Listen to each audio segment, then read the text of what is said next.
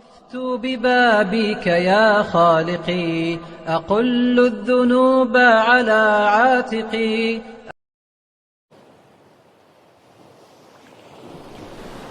إذا السماء انشقت وأذنت لربها وحقت، وإذا الأرض مدت وألقت ما فيها وتخلت، وأذنت لربها وحقت.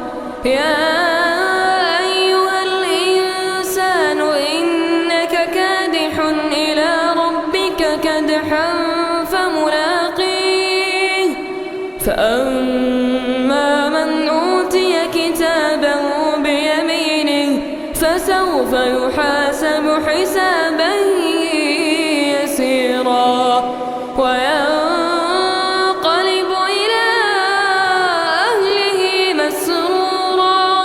وأما من أوتي كتابه وراء ظهره فسوف يدعو ثبورا ويصلى سعيرا، إنه كان في أهله مسرورا، إنه ظن أن لن يحور.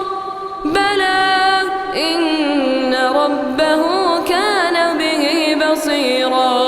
فلا أقسم بالشفق والليل وما وسق، والقمر إذا اتسق، لتركبن طبقا عن طبق، فما لهم لا يؤمنون.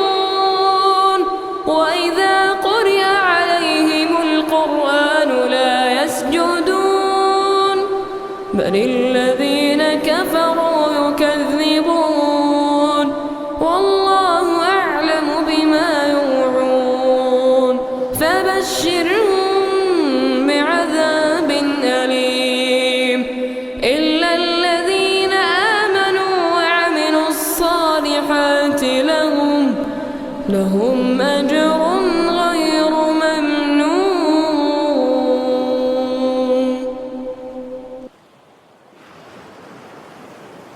وقفت ببابك يا خالقي، أقل الذنوب على عاتقي.